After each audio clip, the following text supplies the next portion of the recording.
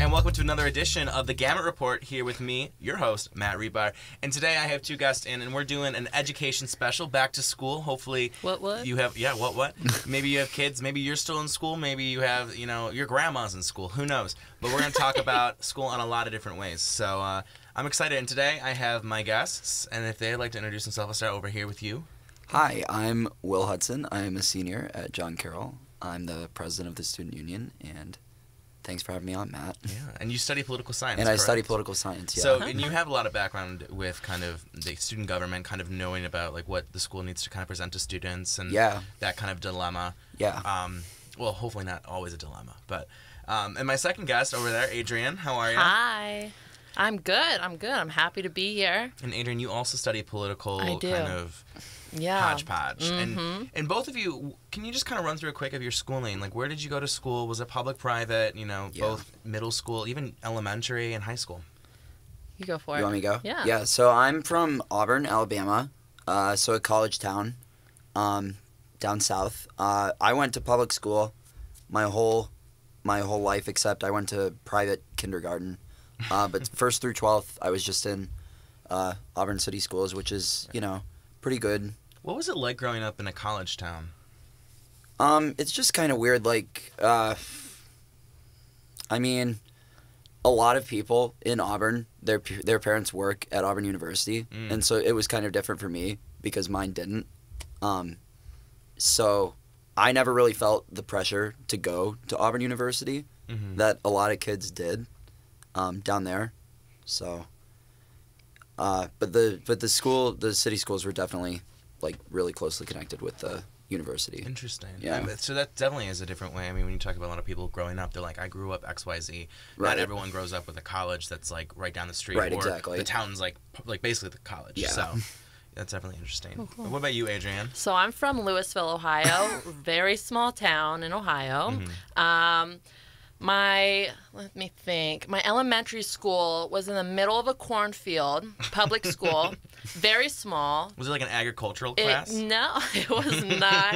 I mean, we could go run in the cornfields if we wanted, but didn't do that. Wasn't into that. But it was a small public school, middle of nowhere. Everyone was very close and whatnot. Teachers were my neighbors. Everyone just knows everyone. It's kind of those type of towns. Gotcha. There was not really there's a private school in my town, but I went public all the way through from middle school to high school. We're kind of known for our schooling in my town. People actually moved to my town just for the schools, so Really? It was a good education, yeah. That's kind of interesting too. Is like, I mean, and that happens a lot with districts. Is like when they have a really good school, people will just force them way in there just for that school. Definitely, yeah. So, with me, I actually am very different. I actually went to the Lutheran preschool, and then it was just like local, and I guess it was just like, let's just do it. I'm not Lutheran myself, but it was great. I remember it was a great preschool from what I can remember being, 4 in preschool. And then actually I was shuffled into kindergarten at the age of 4, so I'm young, comparatively. Me too. And then I was in Catholic from K to 8, and then I went to St. Ignatius here in Cleveland, which is Jesuit, and then John Carroll was Jesuit as well, so 8 years of Jesuit education there. So I guess that's another good question to kind of talk about maybe a little bit is, so all three of us went to Jesuit schools. Kind of what prompted that, especially when you're in Alabama, so you're like the other side of the U.S., and just I don't know. Well, I came here because I'm Catholic, first of all, and then why did I came here because it's the city. I came here because of golf. And I really wanted a small school, and I wanted to be close with the faculty, which I am. I wanted small class sizes, which I did, and, it was great. Yeah. Yeah. I don't know. I mean, kind of similar for me, I guess. Yeah. Like, I mean, well, not really, because, I mean, it's almost like a running joke here where it's just like as soon as I say I'm from Alabama, it's just like, oh, why are you here? And it's like, well, okay, that's a silly question. But it is, I guess it's a valid question. So I knew I never wanted to go to Auburn or to Alabama when I was living there. It just wasn't my thing. Didn't want to be around the same people. Just wanted to try something else. Definitely. And my mom is from Buffalo, New York. And so what got her to Auburn? What got her to Auburn? Like, if she's from Buffalo, New York, no, that's a transition. it's like, no, it's so pretty straightforward. I mean, she went to school at Otterbein College in Columbus from Buffalo, and then she graduated from there, and she got a degree in recreation. So she started working at Acadia National Park in Maine, and she was a waitress there at the Jordan Pond House in Acadia National Park. Highly recommended if you're ever in Acadia National Park. But so she was working there, and my dad's family is from Columbus, Georgia, but they also have a house in Maine that they would go to during the summer. So he was working there, so they met there, and he was attending the University of Georgia. She moved there with him, and then he got a job in Auburn. Wow. Okay. So, wow. That's like a lot of flight and travel. Yeah, a lot of background. Right, and now I'm here in Cleveland. Okay. Yeah, I mean, hey, at least your mom has one of those interesting stories where like you were like, I was born, raised, and I died at the same time. No, which like, I'm not like judging that. No, but it's different than that. She can look back and be like, I was at the Acadia National Park, which that's just, I don't know, that's crazy. Right. And it's weird because people down in Alabama, like people know of John Carroll a little bit. Really? Maybe some people do. Most people don't. Like I interned my freshman year with the governor's office in Montgomery, Alabama. Yeah. The governor. Governor Dr. Robert Bentley. That's Southern accent. He's an optometrist or dermatologist or something. And anyway, so I interned in his office my freshman year, in between that summer after my freshman year, and we got to meet him like the first week, and he comes in, he's shaking all our hands, and he comes up to me and he goes, "What's your name?" I said, "Oh, I'm Will Hudson." He goes, "Where are you from?" I said, "Auburn." He goes, "Oh, you go to school there?" I said, "No, I go to this school in Ohio, in Cleveland, called John Carroll." And he goes, "John Cleveland? What?" That's funny. Yeah, so not a lot of people knew about it, but my mom was from Buffalo, so obviously Buffalo is a big definitely. Buffalo and Cleveland, I feel like a lot of people kind of dip between those two. Yeah, so she knew. Yeah, I'm an hour south, and no one knows what John Carroll is. Right. Really? I'm not kidding. You'd be you'd be and surprised. that's kind of why I wanted to come here, because no one from my school was coming here. Yeah. No one really knew what it was all about. Right. Yeah. So. But yeah, like even I feel like Buffalo too. Like a lot of these schools. Or a lot of these, it used to just be people from Northeast Ohio would know about it, and then there would be people from Catholic schools in Pittsburgh, Rochester, Buffalo, Chicago. But you'll see like a lot of people who went to public school in Buffalo or Rochester that are coming here in just as high numbers as people who went to Maine, pipelines for John Carroll that have been long-term relationships. Now, kind of looking more, so this is definitely going to be a reflection back to those times when Adrienne was skipping through the cornfield. What do young kids need to learn? And by young, kind of, I mean, we can talk generality between like K to 8. We can even talk K to high school. It's kind of weird, though, to think of young kids as high school because, we're only like 5-6 years older. But what kind of skills information is important? I mean, especially because, it's contemporary American. I mean, and like this huge shift now, like technologies in the classroom that was not happening in our. I don't know about you guys, but like back when I was in grade school, it was like there was a TV the size of like a big truck that you had to wheel out, in the wheel cart. Yep. And like I think the AV guy, right? Just as I was getting into 8th grade, like there was the smart board, which was like the little projector, like just when I was in 8th grade. And I'm sure that there's people like 1st, 2nd grade that they're coming into these rooms. They have iPads. Yeah, they have. So I mean, that's a huge shift. But so what do young kids need to learn? I think you notice a lot of attention has been paid to teaching math. And engineering and hard sciences, STEM. Yeah, I forgot the term, but which STEM. Is science, technology, engineering and mathematics. Yeah. So I mean, and that's definitely important because that's definitely where a lot of new jobs with tech becoming such a huge industry now. Absolutely. Those are all great ways to get a job in a well-paying job in that field.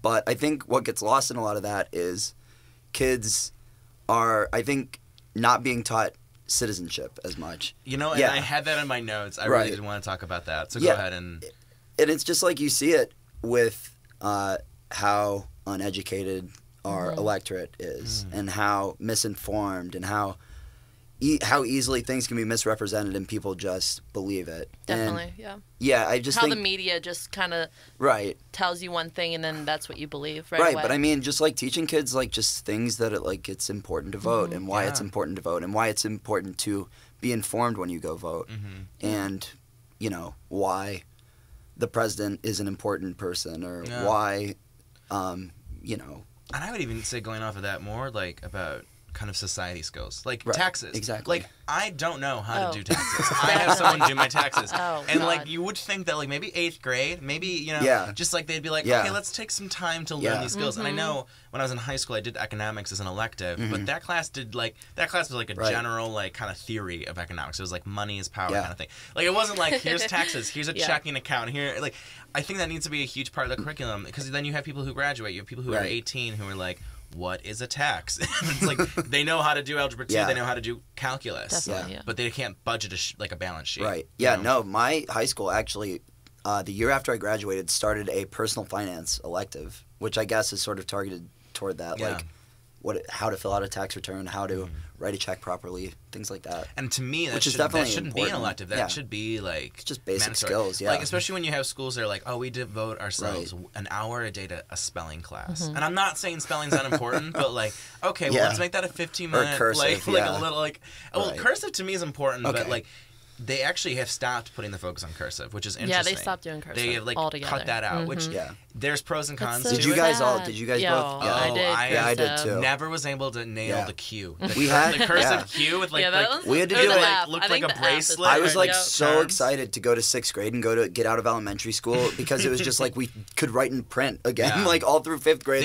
They would. I remember asking every paper, is this cursive or normal? Right. And it was different every time. I remember too. There was a shift when I was in 4th grade. You could start to use pens. Oh. But it was erasable pens. Okay, that was they were like such pens a big with deal. the eraser, and people were next like, level. We get to use pens, but they weren't even like legit pens, because you could erase it. Yeah. So that's why these days I have problems with pencils. Like, I always look for a pen. Yeah. Like, then I'm like, pencil, because pen's like, it's like permanent. Like, I'm gonna see it. Like, pencil, you can't even see. You can't see, sometimes. and it smears everywhere. Yeah. I don't know, Adrienne, what do you think young kids need to learn? So we talked a little bit citizenship. Well, the thing I was kind of gonna touch on was, I remember in elementary school having like the puberty talk a little bit, and how awkward 5th grade talk and how awkward, and like people would want to like skip school that day. They didn't want to talk about it, things like that. Like the school nurse would come in, show a video. It was very awkward, and like she was like, "Don't laugh. If you laugh, you're in trouble." Things like that. And I just think, looking back on that, it should have just been totally different. I think that the discussion should have been a lot more open. Positive. I think, and then a lot more positive, more informed. Because, like, I remember leaving that day, I'm like, what the heck did I just learn? Like, I'm like, oh my God, you're I don't like even scared know. that like there's gonna be like a baby like on your way home. Like, there's a baby in the path. Right. Yeah. But so, no, I do agree. Things like that, and just being more comfortable as a girl, like a young girl, being more comfortable for myself, I guess, like about myself, and more assuring, I guess. I don't know. I remember, there's like, I think the problem is when you have a society like us, which is very sex heavy, like very sexual. You pass billboards driving to school. Music. You pass music. Music's like, oh yeah, hit it, and like everyone's singing along in the car, and it's like, totally. and then you like, it's awkward. Yeah. When people are like, well, here's like sex, and like then they present it like, oh, it's to be ashamed of, even though like, no offense, we don't produce a society where we're like really shaming sex per se. We're really kind of glorifying, and definitely. So there is a disconnect, and I think drugs too. I think that like when we say, and this goes with sex too, like don't do drugs. Drugs are bad. Yeah. You say don't, and it's like people then do. Right. I think like lean away from the negatives and be like, okay, so if you do this drug, so scared this is what's going to happen. When they would ask us things, and like fill out forms about like the DARE program. Remember that? The DARE program to me was not effective, because I remember when DARE came, and I remember the one kid was like all about it. He was like the brown noser of the DARE program. And he's like, Officer Blank, like, I'm never gonna do drugs. And guess what he is today? He is a drug addict. Yeah. So like that program didn't stop anything. Like that program probably encouraged him. Yeah. And I think the reason, too, people say marijuana is a gateway drug. I think it's a gateway drug because there's still kind of a misconception that, like, marijuana is, like, this evil thing. And there are some pros and cons to it. But like, there's a difference between obviously marijuana and heroin. So then when people use marijuana and they're like, oh, I was told marijuana was wrong. It can't be in the same category. I was, when we had DARE, when we had, like, people were like, marijuana is like the devil's work, and marijuana doesn't do anything until I came bad to college, for them. And then they like, I thought marijuana was the most awful thing. And we tell ourselves that like marijuana is the most awful thing. Yeah. And then like, oh, all drugs are awful though, but marijuana is awful too. Yeah. And then they do marijuana like, this isn't bad for me. And then they like jump into other stuff. That's because we've taught from like a get-go, like all drugs are equal in terms of their wrongness. Definitely. And that goes with sex too. Like by saying like, by just saying abstinence only, you're not really that's preparing. What we learned. You're not preparing like that's literally the worst thing you could do, and it's state mandated all through Alabama. Really? That every public high school has to teach abstinence only. And we never learned like when I came here. Like I remember somebody said like, oh yeah, like we were like taught how to put on condoms and stuff, and I was like, we were never like told, there was no bananas, there was no nothing, zucchini, like we were just shown videos. We were just shown videos about how people would have sex before they got married, and then their lives were ruined forever, and it was just like... And I know, when it comes to public schools... Completely negative. To me, it's like, I think we still kind of put, like... We need to remember, it is a public school. It's not a Catholic school. It's not... Like, it's not a private school. Like, public information, in my opinion, should be, like, when you think of a public school, public information. Right, I agree. That's definitely a tricky one. Yeah. But is there an emphasis on certain subjects, like, that are too much, or maybe even, like, a lack of emphasis on certain subjects? Yeah. I mean, for me, I always remembered, I would say more in high school, there was a huge, like, focus on math. And I was not, I'm not a math guy. Right. Same. And it was, like, to suffer through, like, I would say there was 3 years suffering. Because I was actually really good at Algebra 2. Okay. But geometry and pre-calc, I just bombed. Yeah. And I think by taking it in, like, such a vigorous and, like, 4 years, it really weaned me off the subject. And I came into college only having taken one math class. But that math class was such a challenge. And I felt like I was stupid. I felt like, oh my God, I couldn't do it in high school. Like, how am I supposed to do it now? Yeah. So that was just my experience. But I remember getting my report card in high school. I got straight A's and then a D in math. I was just like, you know what? I can tell this is not my strength at all. Did you still get, like, ice cream? Did you get, like, a treat? Or, like, because sometimes parents are no, my parents were like, get an A or... Well, they didn't really know. They're oblivious, but I don't think I showed them that one. Thing. Yeah. They're like, report card, what? Yeah. Oh, that's good. You went to school today. Okay. How was that cornfield? Definitely. But no, I think that English for me should be like how to write a paper. I remember coming to college. I did not know. I was having almost like a panic attack. I didn't know how to write a paper in the right format. I had to Google MLA format, especially in my school. It was just like write a paper, do whatever you want, put your name on it, and then did not know anything. I think when it comes to English, and Will, I think you will relate to this because I know you're an English buff a little bit. It's that 3-paragraph body format. No. It just screws That's everyone what I was just going to say. Yep. It's in high school, they teach you in these English classes, even in AP English. I was in AP I can remember back to 6th, 7th grade. And there are kids. I work in the writing center here, and there are kids that come in, and they have a paper, and they go, and they have 2 pages, and it's intro, paragraph, 3 body paragraphs, and a conclusion paragraph. Definitely. That's essentially sometimes the exact same thing as their introductory paragraph. Yeah. And it's just like, no, you cannot. And it sets you up. Really, what it does in the intro, you have to have like 3 main points. Oh god. Yeah. When, sometimes you just need 2 main points. Right. Sometimes you need 10. They try to simplify it so much in high school and make it formulaic, where they can. I remember getting handouts that it would say each sentence would tell you what to write. It was sentence 1, introduce the topic. Sentence 2. Explain so and so, and it was just like it was just counting. It was just putting together things. I mean, it doesn't work for higher academic, and it won't work for professional. No. Like when you're gonna go to your job, and they're like, we need like a review, and we wanted 3 body paragraphs with 3 main points with an intro and conclusion. That is the same thing. Because I think high schools do very well preparing kids in mathematics. Yeah, kids usually don't have a hard time coming here doing calculus. It's because they've taken calculus before, and the teachers all expect you to take calculus. But in English comp, those classes, those freshman classes here, they have to try so hard with these kids to make sure that they're going to be able to churn out papers properly. Yeah, I mean, if you can't get past like how to write a paper, I mean, that's just kind of like and it sucks here too because with the new core. They just took away it used to be 2 semesters of introductory freshman comp. It should be. And now it's just 1. It should and be so, 2. Yeah. I was still like, and I love writing. You know me. I'm a huge writer. I love English. I love lit. Yeah. It took me, even when I was a freshman in high school, I was like, oh, it's not 3-paragraph format. And that wasn't because I was stupid. That was just because, like, you get drilled to do certain things. Like, and that goes for all subjects. Like, some subjects, it's like, this is what I have to do. And you get to hear at a college or a university, and you're like, oh, that's not the norm. So it took me, like, 2 semesters of freshman English. And then by the end of that, I was doing great. Like, they just flow out after that. Exactly. Kind of to, like, re-socialize how you write. And then what do you guys think about trade skill high school programs? So I know this is kind of a new thing. Adrienne, I saw Adrienne right over there. Yeah, well, coming from my town, it's very popular to go to trade school. That's what everyone does, to be honest. Like a lot. We have, we have Louisville, and then we have RG Drag, which is a big technical school. And I remember my freshman year, you can go do a tour of the school. Everyone kind of just did just to get out of school. Yeah. And then your sophomore year, there's another tour, and then you could go your junior and your senior year, and a lot of people went. And I have a cousin who actually went for she went for dentistry, or to be a dental assistant. Dental hygienist, yeah. And she became one by, she was like 18. She is now, she just graduated.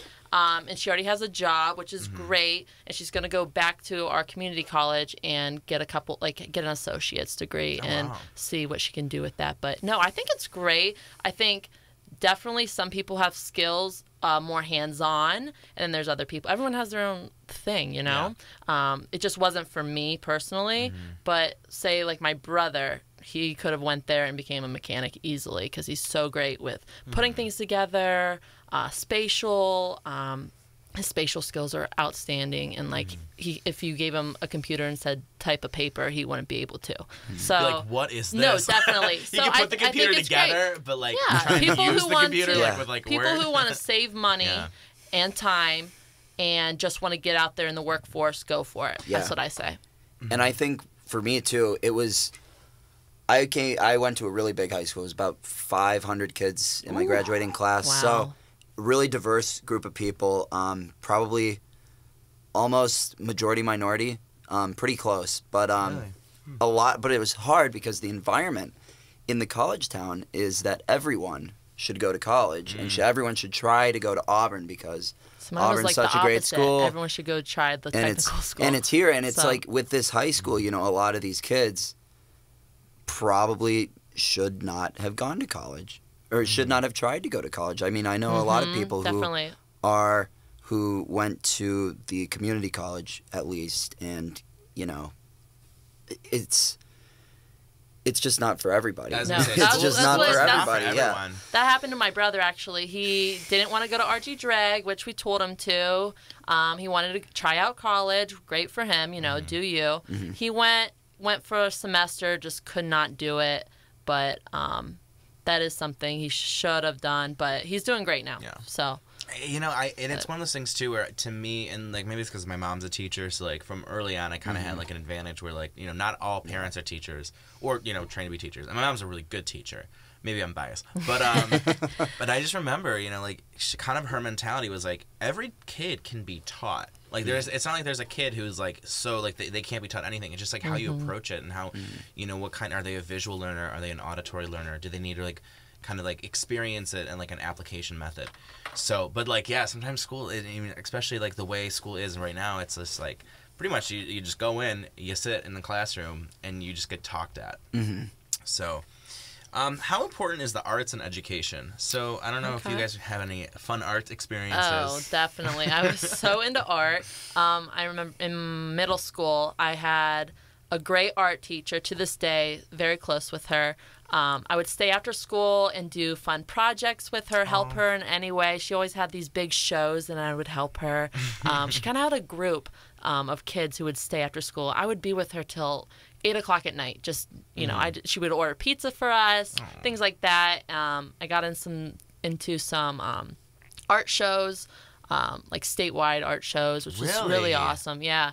And then when I got into high school, I really got into golf and athletics and things like that. And I did 2 years of art, and then I stopped. I regret it because I loved it so much.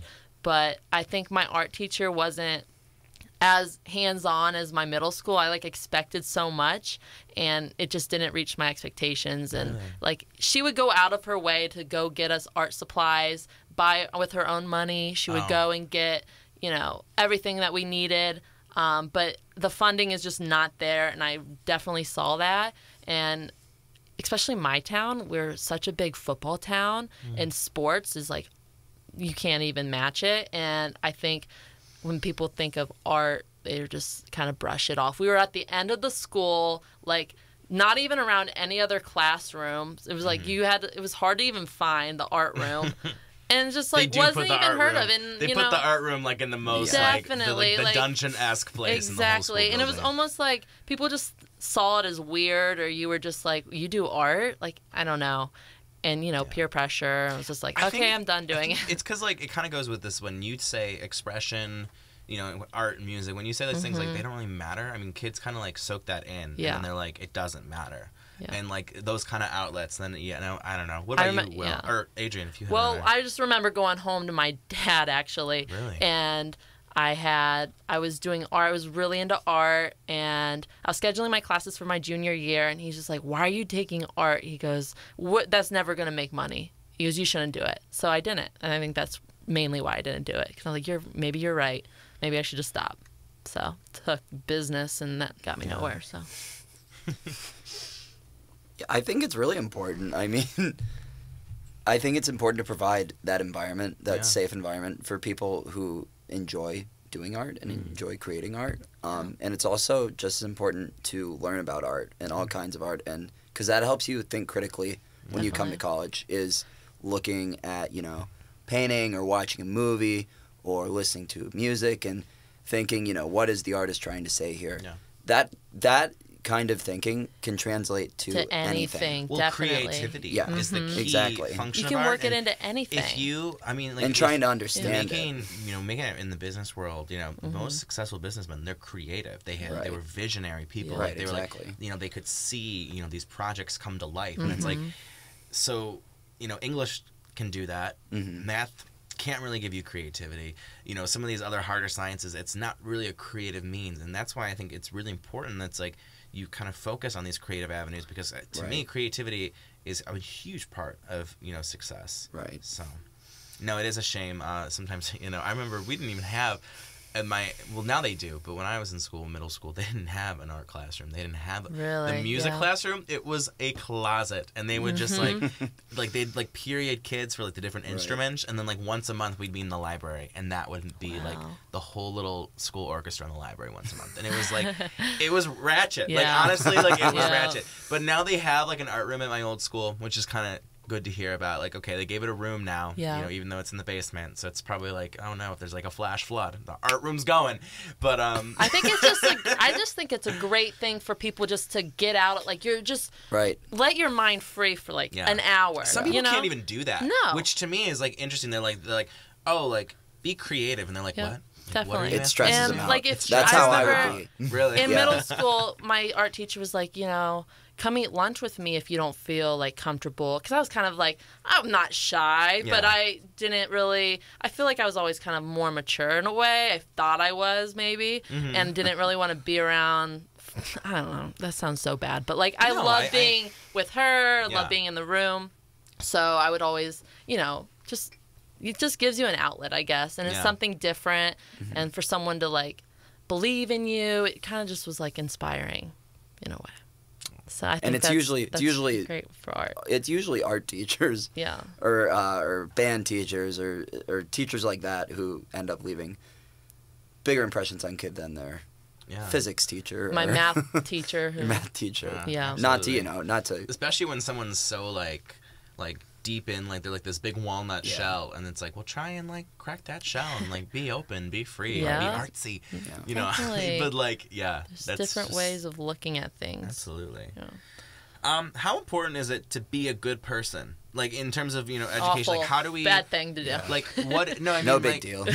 Like, in terms of... Not, like, just generally, but when it comes to education, like, should we be teaching more about, like, to be a good person? Like, kind of, like, values. Social skills, maybe, Social too. Skills. Well, they are starting to do this more now. Emotional intelligence classes. Right. Like, they will sit down younger kids. Like, I remember reading this article. It was, like, 5 or 6 year olds, and the teacher would be like, what happened? Like, tell me about your day. And the one kid was like, my mom yelled at me. And he was like, how did that make you feel? And the kid's like, I was very upset. And he's like, I don't know about this next part. Maybe this is a little, like, open for, you know, interpretation. But he's like, maybe you should tell your mom how you felt. Like, in a very silent... And I was like, well, some moms don't like when their kids tell them. You know? Yeah. Like, I know my mom would be like, well, you messed up. So, like, you know, deal with the punishment. Right. But, like... But it was interesting that they would have classes devoted to, like, I think that's this counseling, awesome. but, like, a group counseling where they would just talk about emotions and feelings. And I know that sounds like a little, but like, not like to make it doesn't make them fragile. It doesn't make these kids fragile. Not it, like, at all. Gets them to open up and it gets someone them to, like, you could go home. These kids could go home and have no one to talk to. They go straight to their room, and all these emotions get build up. They have no one to talk to. That's why we have people who shoot up schools. That's why we have people who shoot violence, and it's because people are so repressed. They're so angry. Yeah, I wish I had that. You know, I had a great childhood. Whatever. Yeah. My mom's actually a therapist, so. Things like that. I never saw, like, feeling, you know, show your feelings, all that at school. Like, I don't know. It just wasn't. No. The only kind of emotional intelligence I can recall was where a lot of classes would have the board where they'd have, like, every student would have, like, a smiley face, and if it was green, like, if your little smiley face was green, you were like, good job, like, you were doing great. If it was, like, red though, like, you were in trouble. And it was like a public, like, stoning. It was like everyone could see it. Like, people would go up and be like, Cassandra is in a red smiley face. Like, what did she do? And that's, like, the only, like, kind of almost feedback. It's like, you're a good person.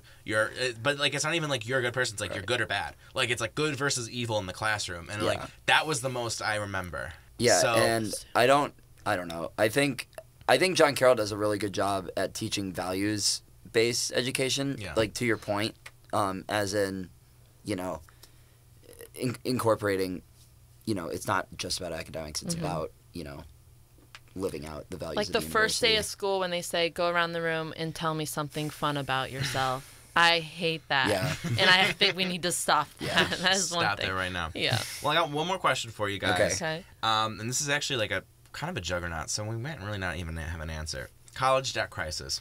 What can be done about it? Okay, if anything. Joke right there. Right? Probably just kind of literally. Like, you mean like individual debt? I mean, like student tackle debt. Whatever. Yeah, I was kind of thinking more like student debt because I know a lot of people who leave college are like. I remember talking to this one girl. It's like I have $70,000 in debt, and I was like, 70,000. Like I could not believe it. I think it's important for people when they decide to go to college to understand the financial commitment and understand that they have to be able to pay it back and to make smarter decisions once they graduate. Like, it's like, don't go, especially you see it in grad school a lot. I think about like law school, and it's like, don't go spend $200K on a law school that doesn't have, you know, a 50% bar pass rate, because it's just like you have to know that you're going to have that return on investment. Yeah. I mean, institutionally, I don't really, you know, know the nuts and bolts enough to have like a wonky discussion about that. But I just think generally, people say there's all this scholarship money that goes unused every year, and I think why? And I think, why don't we make these scholarships more easily accessible to students? Because, or maybe just easier just to get, maybe. I don't know, because there's all these foundations, everyone who just wants to give scholarships, but it's like, where are they? Why, you know, maybe I didn't do enough digging, but then I remember going for scholarships, and it was like, two essays, get all of these, you know, it's just such a big process for, like, you know. Yeah.